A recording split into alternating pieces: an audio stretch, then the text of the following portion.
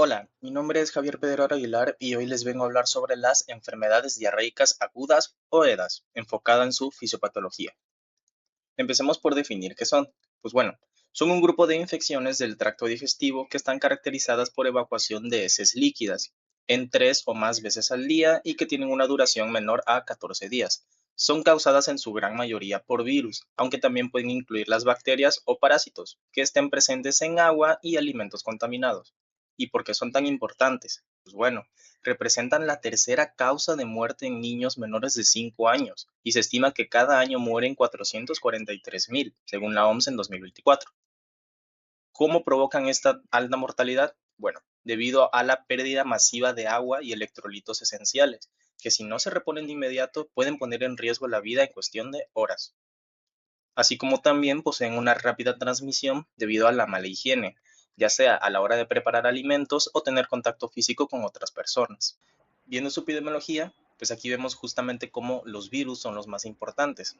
De entre ellos, el norovirus causa el 90% de los brotes epidémicos y solo él representa cerca del 50% de las gastroenteritis virales a nivel mundial. Por otro lado, tenemos al rotavirus, que históricamente sí era la principal causa de muerte infantil, pero se ha visto reducido drásticamente gracias a la vacunación, una que de hecho es gratis en México. Pero una de las mejores formas de prevenir es el correcto lavado de manos, ya que se ha demostrado que disminuye el riesgo en la población general en un 80%.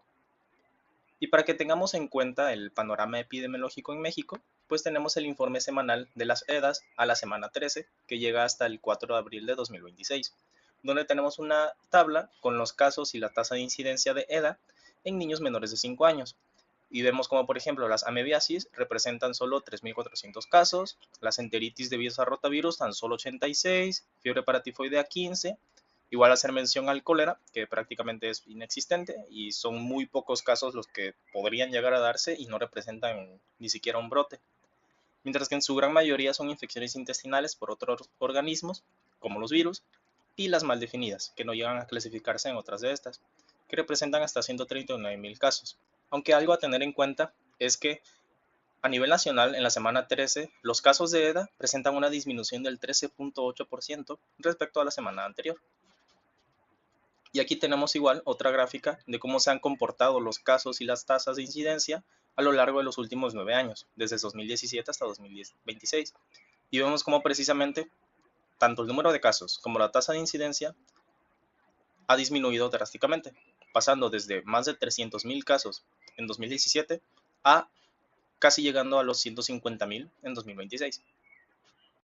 Empecemos con la diarrea secretora, la cual suele ser principalmente bacteriana y suele estar transmitida por agua contaminada. Aquí vamos a encontrar a dos agentes infecciosos. Primero, el Vibrio cholerae, causante del cólera, y a la E. coli enterotoxigénica. Lo que ocurre con estas dos es que liberan unas toxinas, CT en el caso de la Vibrio cholerae y LT y ST en el caso de la E. coli. LT significa toxina termolábil y ST significa toxina termoestable. Estas tienen una función muy parecida.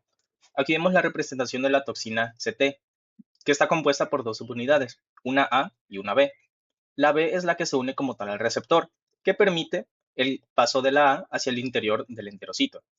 Una vez dentro, lo que hacen es inhibir a las proteínas G del tipo S, lo que conlleva a un aumento del AMP cíclico intracelular, y esto va a alterar la función de dos proteínas muy importantes. La primera de ellas son los canales CFTR de la fibrosis quística, en el que aquí ocurrirá una fosforilación de estos que llevará a una activación masiva. Y por otro lado, tendremos la inactivación por endocitosis del intercambiador de sodio hidrógeno número 3. Aquí los vemos representados. El CFTR, el cual su función normal es la de secretar cloruro desde el enterocito hacia el lumen intestinal, y en el caso del NH3, el de reabsorber el sodio. Entonces, si el canal CFTR aumenta su actividad, pues aumentará la secreción de cloro. Y si el intercambiador NH3 bloquea su actividad, pues entonces no se podrá llevar a cabo la absorción del sodio. Esto es lo que nos lleva como tal a la correlación clínica, donde tendremos una diarrea acuosa profusa, debido a que la acumulación del cloruro de sodio en el lumen intestinal provoca la salida de agua. Y debido a esta diarrea acuosa profusa, que se le suele igual conocer como agua de arroz, puede llegar a ser tan grave que nos causa una deshidratación súbita, que nos puede llevar a un estado de hipotensión y a un shock hipovolémico. Sin embargo, algo a tener en cuenta es que si nosotros estudiáramos de cerca el epitelio intestinal con una biopsia, por ejemplo, no veríamos prácticamente ninguna lesión tisular, ni tampoco el paciente presentaría fiebre alta, porque lo único que está ocurriendo aquí es que hay unas toxinas que están interactuando con las proteínas de los enterocitos, alterando sus funciones, mas no están dañando a los enterocitos como tal, ni a sus microbiosidades, ni a su estructura. Continuando con la diarrea viral y parasitaria, aquí tenemos dos mecanismos. El primero de ellos será la apoptosis, causado principalmente por el norovirus, que recordemos que es el más importante de todos, aunque también tenemos al astrovirus, calicivirus o incluso adenovirus entéricos. Y en el caso de los parásitos tenemos a la Giardia lamblia, que es la que vemos aquí. Estos provocan una pérdida de las enzimas del borde encepido de los enterocitos, así como un aplanamiento de sus vellosidades, que es lo que hemos representado aquí. Un virus que invade un enterocito sano, que posee sus enzimas para absorber los nutrientes, pero cuando secuestra su maquinaria celular para la replicación del virus, pues pierde la capacidad de producir sus enzimas y por último lleva al enterocito a su apoptosis. Y el segundo mecanismo son las toxinas. Este está dado principalmente por el rotavirus, el cual posee una enterotoxina NSP4. El mecanismo de acción de esta como tal es que actúa como un poro, ya que libera calcio intracelular. Este calcio activa ciertos canales de cloro dependientes de calcio.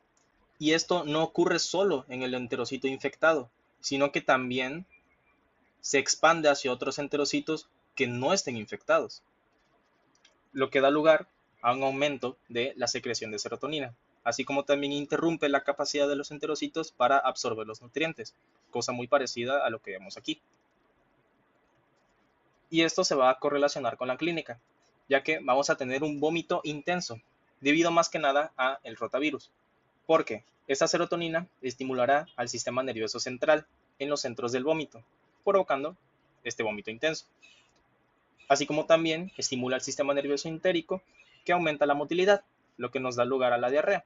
Aunque también la diarrea es del tipo osmótica, o sea, como no se están pudiendo absorber los nutrientes debido a la pérdida de las enzimas y del aplanamiento de las vellosidades, así como también por una alteración estructural dada por la activación de estos canales cloro y el aumento de la motilidad, pues es que se da la diarrea acuosa, que nos llevará a una distensión abdominal.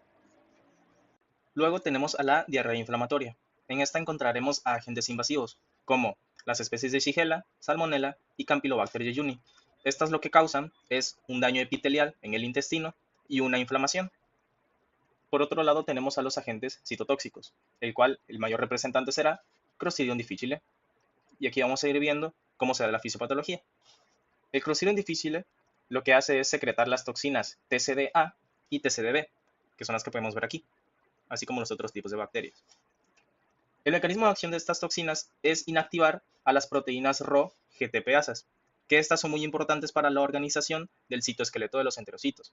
Por lo tanto, si se pierde su actividad, se desorganizan los filamentos de actina del citoesqueleto, así como también se pierden las uniones intercelulares por la pérdida de la claudina y de la ocludina, que son las que dan esta unión hermética entre un enterocito y otro. Este colapso del citoesqueleto y de las uniones intercelulares, así como el daño epitelial que causan los agentes invasivos, provoca un aumento de la liberación del factor nuclear kappa B, y este da lugar a una inactivación de las aquaporinas. Por lo tanto, tenemos aquí que el agua se empieza a perder porque no puede ser absorbida por los enterocitos debido a la pérdida de las aquaporinas, así como también el hecho de que falten enterocitos en el epitelio deja un espacio que permite la fuga tanto de agua, proteínas plasmáticas y de electrolitos hacia el lumen intestinal, lo que nos lleva finalmente a una diarrea. Y la correlación clínica entre estos será que encontraremos heces con gran cantidad de moco debido a la inflamación y también sangre por la pérdida epitelial que puede dañar a vasos sanguíneos, lo que en su conjunto se conoce como disentería. También encontraremos una fiebre alta mayor a 38 grados. Esto ya empieza a ser distintivo de las diarreas por toxinas o puramente virales. Así como también se encontrarán cólicos intensos, o sea, un dolor abdominal muy fuerte, la presencia de leucocitos en las heces y también la formación de pseudomembranas, que esto es característico del Clostridium difficile. Lo que ocurre aquí es que hay una acumulación de fibrina, moco y restos celulares en la superficie del epitelio, provocando unas placas blanquecinas en la mucosa, que son observadas en la colonoscopía. Y como bien sabemos, la microbiota es algo muy importante a nivel intestinal. Está compuesta de diferentes especies de bacterias e incluso virus que conviven con nuestras células y de hecho son hasta cierto punto necesarias para un buen funcionamiento intestinal. Sin embargo, estas pueden verse dañadas por la misma diarrea provocada por las infecciones o por antibióticos que no diferencian entre bacterias buenas y bacterias malas, sino que matan a todas, así como cambios en la dieta, donde dietas altas en azúcares o en ultraprocesados dan lugar a la proliferación de bacterias patógenas, que es lo que podemos ver representado aquí. Y a la alteración de la microbiota intestinal la llamaremos disbiosis. Aquí ocurre una pérdida del butirato. Normalmente, las bacterias degradan los ácidos grasos libres y lo convierten en butirato, el cual los enterocitos utilizan como una fuente de energía. Y si pierden esa fuente de energía, los enterocitos pierden la capacidad de funcionar normalmente, como por ejemplo en su bomba sodio-potasio, que serviría para mantener un gradiente electroquímico necesario para cosas como la absorción del sodio. Y por otro lado, se da una mala absorción de ácidos biliares, ya que las bacterias, otra vez, nos ayudarían a degradar estos y que no causen un daño a nivel intestinal. Pero si hay una mala absorción, se empiezan a acumular, provocando una diarrea secretora refleja, porque los enterocitos se ven irritados frente a una acumulación de ácidos biliares, y esta inflamación es lo que provoca una diarrea, por la mayor secreción de solutos y de agua, que es lo que vemos representado en esta imagen. Entonces, tanto la pérdida de la fuente de energía del butirato, dada por la microbiota intestinal, y la pérdida de la degradación de los ácidos biliares, que conlleva su acumulación, se juntan en la correlación clínica de la disbiosis, la cual es una diarrea prolongada o resistente, que no puede ser explicada por una infección viral o bacteriana, sino por una desregulación de las cepas bacterianas que viven en el intestino y que cumplen estas funciones tan importantes. Esto nos recuerda lo importante que debe ser el buen uso de los antibióticos, así como el llevar una dieta equilibrada, balanceada y rica en fibra para alimentar a las bacterias buenas, que nos ayudan a darle fuente de energía a nuestros enterocitos e impedir que estos sean dañados por los ácidos biliares. Y pues eso sería todo por el video de hoy. Aquí les dejo una bibliografía y recuerden, siempre frente a una diarrea debemos de pensar que principalmente es viral y que si están presentes otros síntomas como la fiebre o la disentería, pues entonces muy probablemente debamos pensar en causas bacterianas invasivas o citotóxicas. Así como también tener cuidado de la pérdida masiva de agua y de electrolitos, porque recordemos que esta puede poner en riesgo la vida del paciente.